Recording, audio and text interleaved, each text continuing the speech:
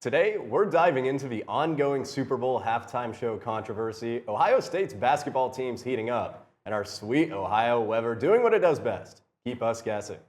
But we're also looking ahead. New spring fashion trends, Hollywood's biggest night at the Oscars, and the Columbus Crew gearing up for a brand new season. All of this and more, only on Buckeye TV.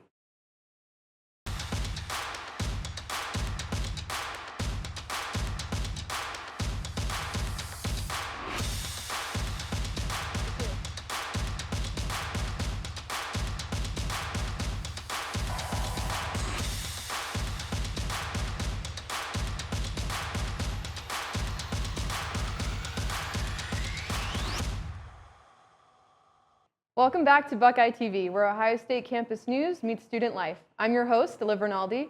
And I'm also your host, Gabe Aker. Today, we're not only diving into recent pop culture and athletic moments, but also the interests or disinterests of our OSU students. The Oscars are quickly approaching. As overall viewership for the award ceremony has been on a steady decline for several decades, it's uncertain whether young audiences will be interested this year in the iconic broadcast that celebrates filmmaking excellence. Buckeye TV reporter Georgia Nielsen documents how political controversy and streaming platform inaccessibility has led to the live viewing of award shows to become increasingly unpopular. Take a look. The Oscars have had reduced viewership for almost 20 years now, yet movie theater box office sales remain high, which begs the question, do young audiences engage with the Academy Awards after going to the movies? I don't actually know when the last time I watched the Oscars was, as well as other award shows, really. Probably not going to watch them this year. I'm not sure when they are. I like that there's some sort of recognition for like artistry, but I also understand there's like a whole like politics behind it. Oftentimes I feel like the most deserving doesn't necessarily get the award. Instead, it's just like the most profitable or popular. I've never watched the Oscars like live because I don't think I can, but I like watching or looking at live updates online when I remember they exist.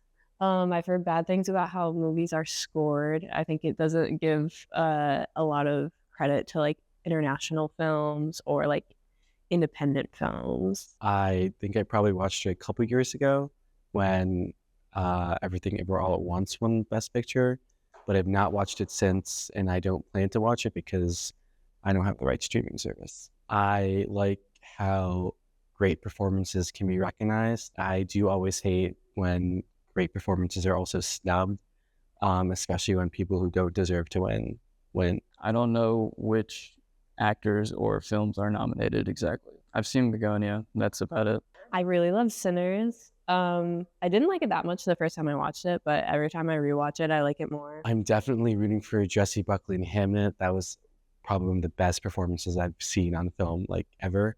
I'm also rooting for Chloe Zhao for Best Director. I'm not rooting for one battle after the other. I don't like the movie at all. Didn't like how the acting was, didn't like the direction. I am rooting for Michael B. Jordan in Sinners too. College students have differing opinions on the Academy Awards as well as this year's nominees. Tune into the Oscars on Sunday, March 15th to see for yourself. This is Georgia Nielsen reporting for Buckeye TV. If you want to watch something a little less scripted, the Love is Blind Netflix reality show's current season is actually based right here in Ohio. The show features real singles around Ohio looking for love. Or if you're a fan of The Secret Lives of Mormon Wives, Mom Talk star Taylor Frankie Paul is stepping onto the spotlight as the new Bachelorette. Brand new seasons of both shows are set to premiere in March, each featuring the potentially pregnant Bachelorette Taylor. I'm more of a fan of watching my drama on the field.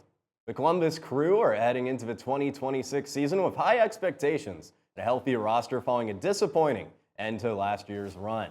Reporter Jack Macy spoke to Ohio State students about their expectations and excitement for the Crew season. Today I am outside at the Ohio State campus looking to find some Buckeye students who are interested in the upcoming Columbus Crew season. So I'm out here looking for Columbus Crew soccer fans. Would you consider yourself a Crew fan? Honestly, I really wasn't until I was able to check out a playoff game with my roommate last year. I really enjoyed watching the Crew and they really impressed me, and moving forward, that's something that I really want to get out to and be able to see more of the Crew games. And what kind of brought you to feel that way about catching that Crew playoff game? Honestly, I just say the passion. Being from Cleveland, like our fans are really passionate, and seeing that same passion within the Crew just kind of drew me to the Crew and kind of made me want to check them out and see what they had to offer. So I got you here, I caught your attention being a Crew fan. Can you tell me about if you've seen the new uniforms for this upcoming year. I did see like a new promotional video for the uniforms. They kind of got that new like traditional collar. And I think it's kind of a nice touch, and it gives up that like classic soccer look to the team. And being a Crew fan, do you have a favorite player on the team? I've always been a fan of the goalies. Patrick Schulte is definitely my favorite player, the goalie on the team. He's really good, keeps the ball out of the net. He does a really good job for us. The Columbus Crew team shop, located at Scott's Miracle-Gro Field, has you covered for all Crew merchandise, including the new jerseys for this upcoming season. Hey, tell me about your excitement for this upcoming Columbus Crew season. Yeah, I'm excited for the new coach because last year we had some injuries.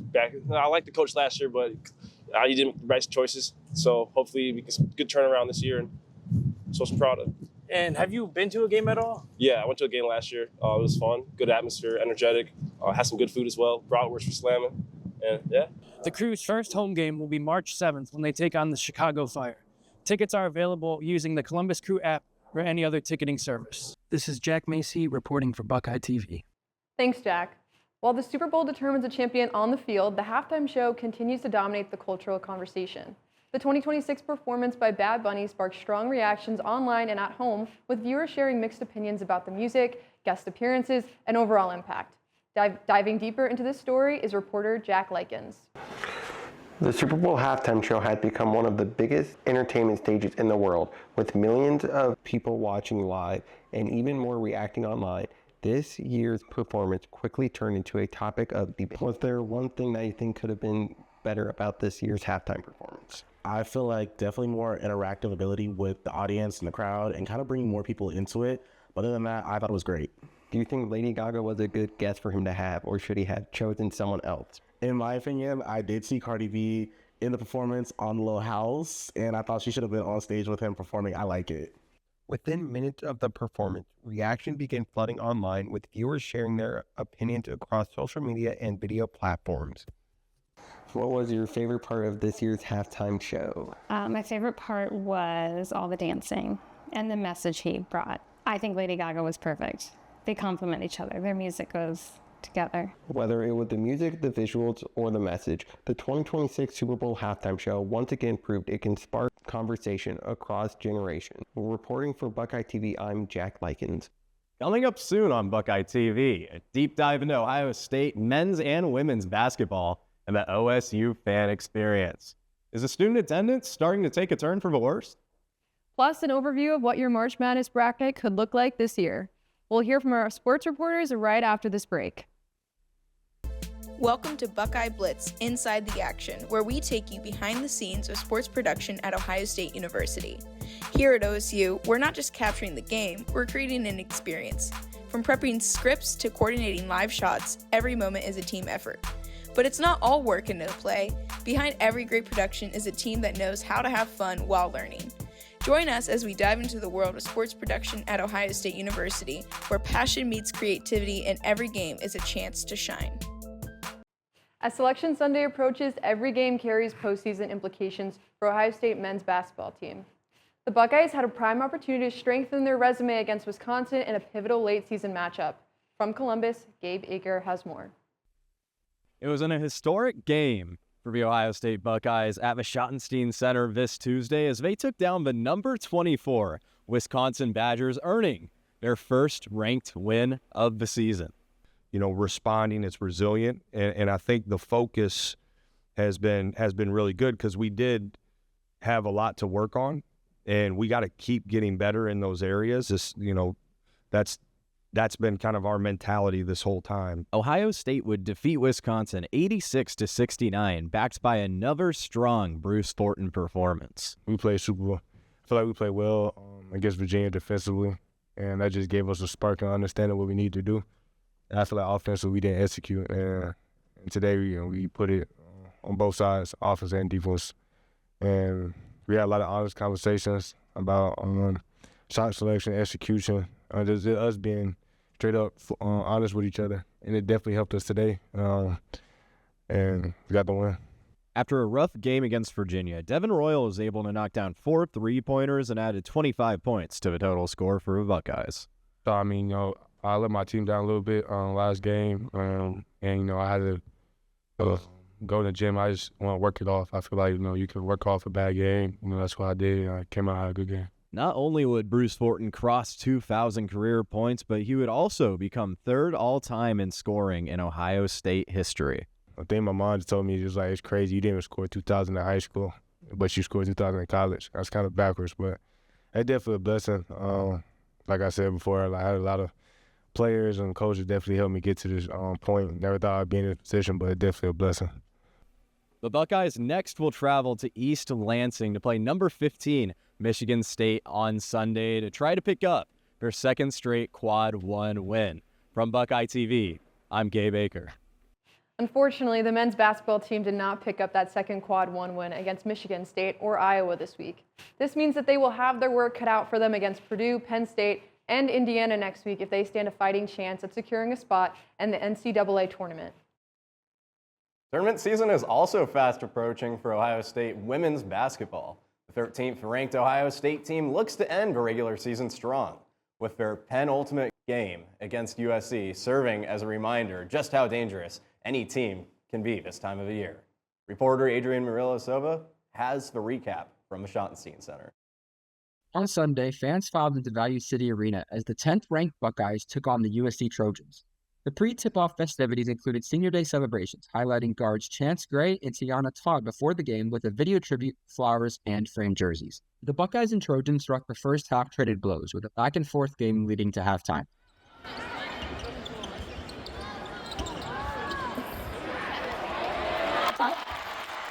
At the half, the Trojans led 38-35, with the Trojans outscoring the Buckeyes in both the first and second quarter. In the second half, both teams tied for 26 points in the third quarter. A fourth quarter surge with the Buckeyes outscoring the Trojans 27-19 helped lift the Buckeyes to an 88-83 victory. The Buckeyes improved to 23-5 on the season, while the Trojans fall to 17-10. The Buckeyes continue their stout defense at the shot as their home record now improves to 14-2. Their next game will take place against the University of Michigan and act as the team's final home game and the penultimate game of the season. The Buckeyes look to make deep runs in both the Big Ten and March Madness tournaments, taking place shortly after the conclusion of the season in March.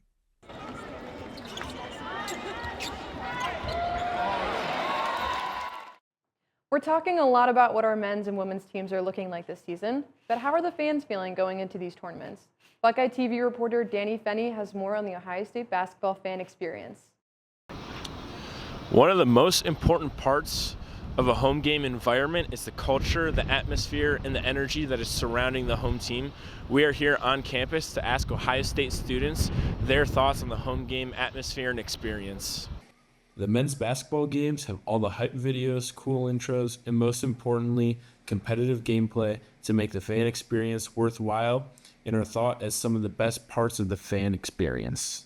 Also, I just heard the environment's pretty good. I mean, like, you're around so many different students, so many different people that come to watch Ohio State. People travel from all over the country from what I've heard. I've met people from Tennessee. I've met people from North Carolina come to watch the Buckeyes. So I just like Bruce. I like watching him play, so that's pretty cool. And, like, definitely watching Brutus, that's awesome too. And the halftime shows is pretty good. Although some students have a great time at the games, not all students share the same sentiments. I haven't been to one since freshman year, and I'm a third year now. And I think it's because that fan experience has kind of been diminished. Like, I haven't really felt the same want to go to the games because the experience for me just isn't as fun as I think it could be. To be completely honest, I only go when they're giving away free stuff. With a decrease recently in student attendance, Ohio State students voice their opinions on what improvements there can be to the fan experience and fandom mindset. I think sometimes there's a lot of negativity that could be spread. I think we could probably do better as, like, Buckeye fans or Buckeye students in general to make it a little bit more of a positive experience. I think taking a page out of football's book can really help because I definitely feel the interaction because they kind of have established like a bit of a routine when they're doing stuff like that. And so I really enjoy like knowing what's going to happen and knowing the kind of fun stuff that we get to do at football. And if basketball repeats that, then I think it could bring back some fans, myself included. As the season draws close to the ends for Ohio State men's basketball teams, fans have mixed reviews on their in-game fan experience, and the Buckeyes will need all the help they can get as they're approaching the March Madness tournament. My name is Danny Fenney, reporting for Buckeye TV. Back to you guys. It's looking like the underdog Ohio State men's basketball team might be making a comeback toward the NCAA tournament for the first time since 2022. But they have their work cut out for them. If OSU is able to pull off an upset against Purdue and Penn State this next week, then it could guarantee our name getting called on Selection Sunday for a spot in March Madness. As for our women's basketball team, they have a phenomenal resume, sitting at 4th in the Big Ten Conference and 13th overall. With March Madness just weeks away, both the Buckeye teams have plenty on the line. The men trying to fight their way into the tournament, and the women looking to secure a strong seed to host early round tournament games. I'm not a betting man, but I have a feeling we'll see Ohio State representation in both brackets this year. Looking ahead, Buckeye TV gets an inside scoop into rising concert ticket prices and graduating student activities around campus. After the break, we'll predict this year's fashion trends and learn about a mysterious finding in the Olentangy River. We'll be right back.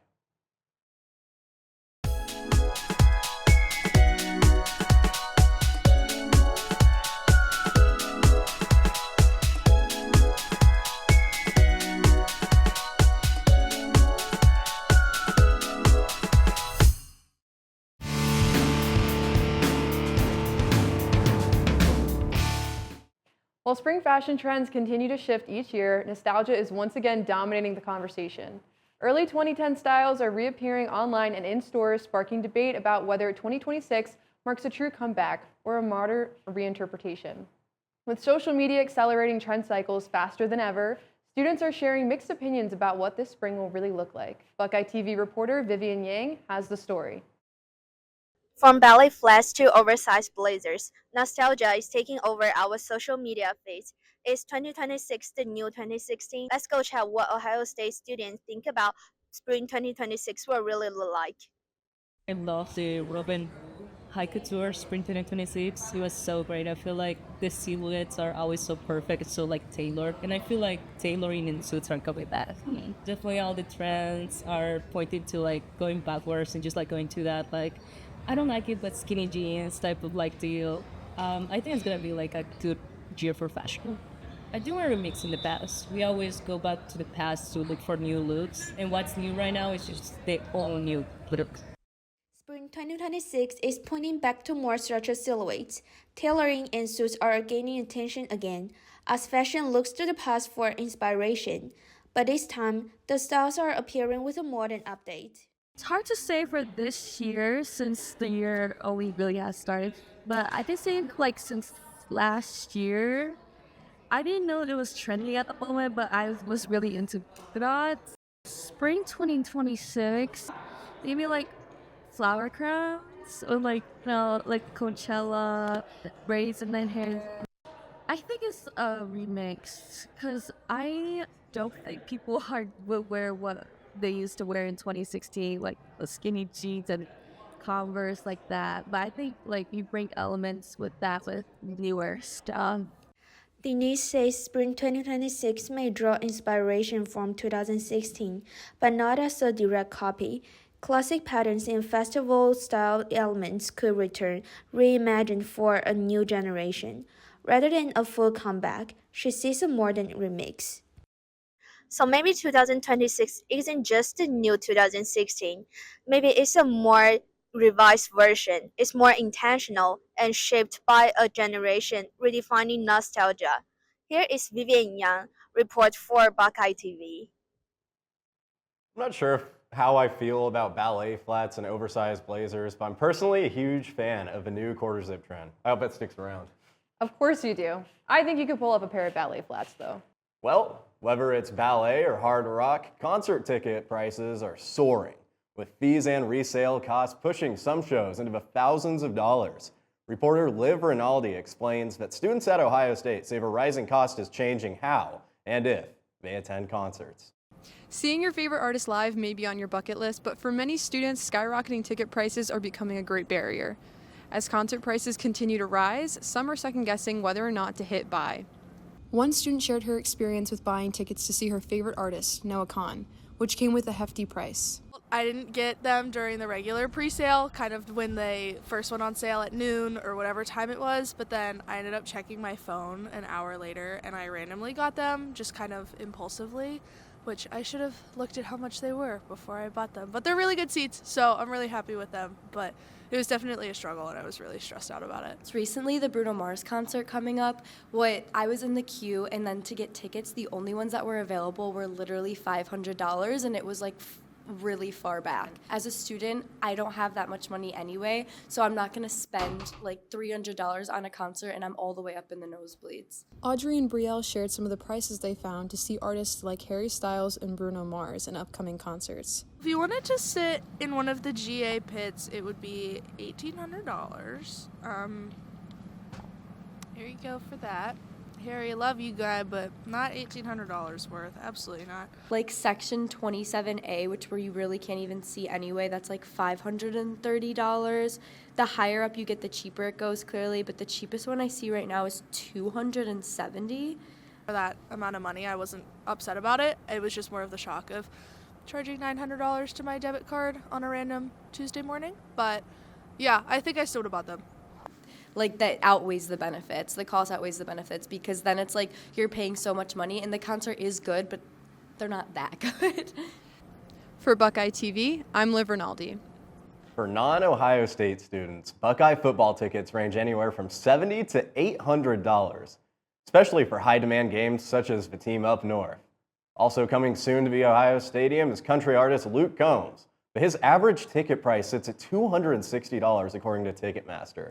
Schottenstein Center will host Megan Maroney in May, but her lowest ticket price is a whopping $210. These prices are partially due to the fame of both artists and the historic value of both the shot and the shoe. Upcoming Columbus concerts also include Bruno Mars, Phil Wickham, AC/DC, and Buckeye Country Superfest. Before we get too carried away thinking about summer concerts, Columbus has seen some unpredictable weather lately, from temperature swings to heavy rain and snow.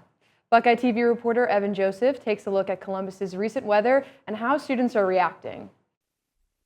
Over the past few weeks here in Columbus, students have experienced everything from freezing temperatures to spring-like sun, all in a matter of days. Experts say that these sudden shifts in temperature aren't unusual for Ohio, but they could still catch people off guard.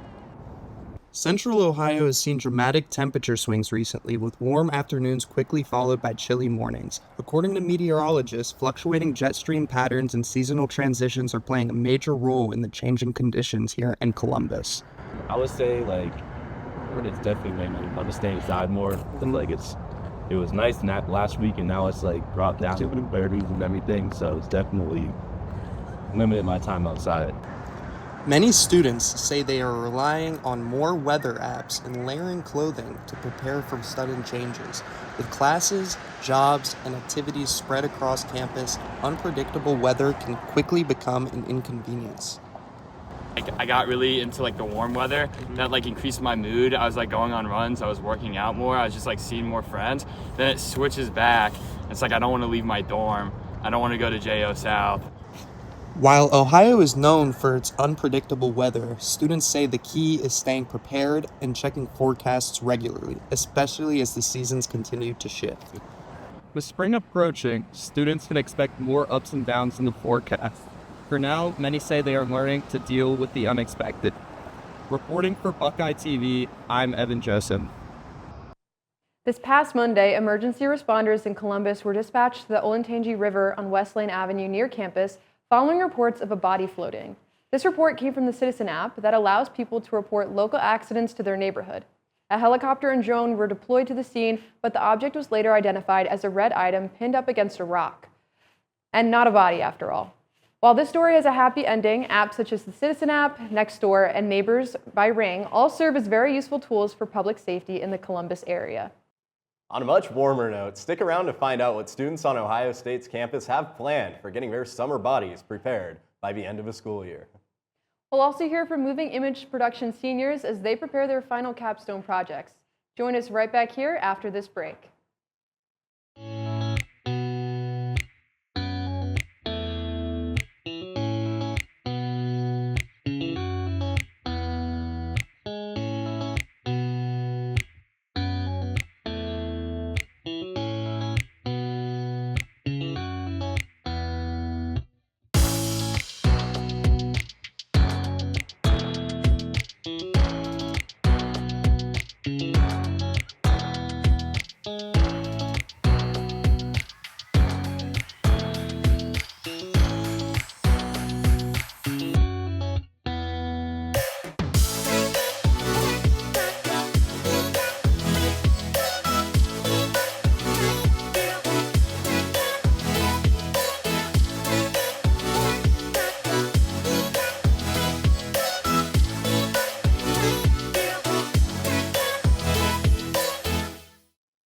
As the semester marches on here at The Ohio State University, moving image production major seniors are feeling the heat.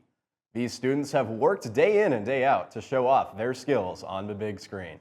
Buckeye TV reporter Andrew Valletta highlights how writing, directing, and everything in between has these students hard at work.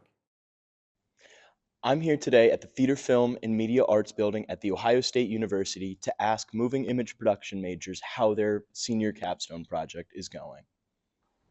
Through the past 2 semesters, MIP seniors here at The Ohio State University have been working on a project that will be shown on the big screen in April. These students take time through the week to work and meet together on Monday mornings to give updates on their progress. Student Connor Harper is emphasizing the anticipated relief he will face once finished. I'm excited to get it done. I'm excited to show it to people and hopefully get some laughs. Tobias, another student, went great lengths to shoot his film.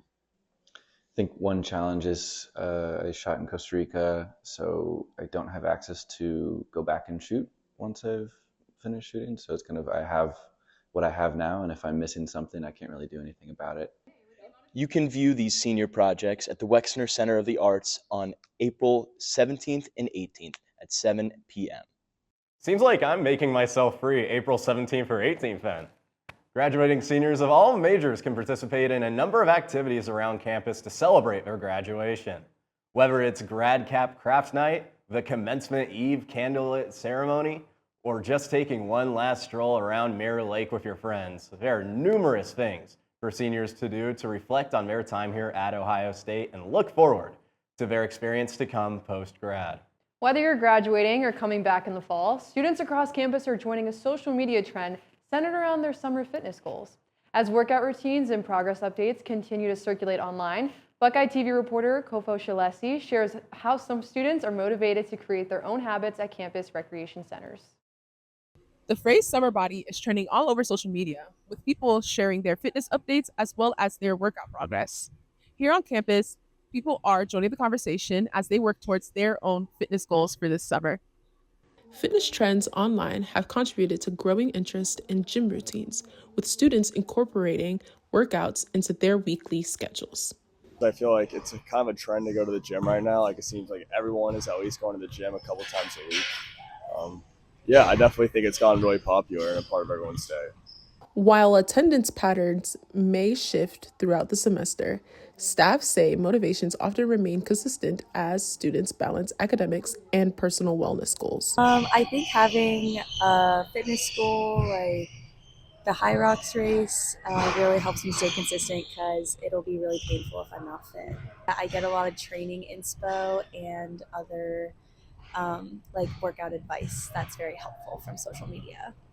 Students say whether their motivation comes from social media, personal goals, or upcoming events, building consistent habits remains a key part of their fitness journeys as summer approaches. Regardless of your summer body preparation or how the weather feels right now, summer is just around the corner. Some students enjoy vacation, spending time making money, or taking classes. However you choose to spend your summer, don't forget to find a way to give your brain a break so you can come back in the fall fully charged and ready to conquer another school year of being a Buckeye. That's all we have for our broadcast today, and we'll see you in the next one. I'm Gabe Baker. And I'm Liv Rinaldi. Thank you for spending time with us here on Buckeye TV. Have a great rest of your week.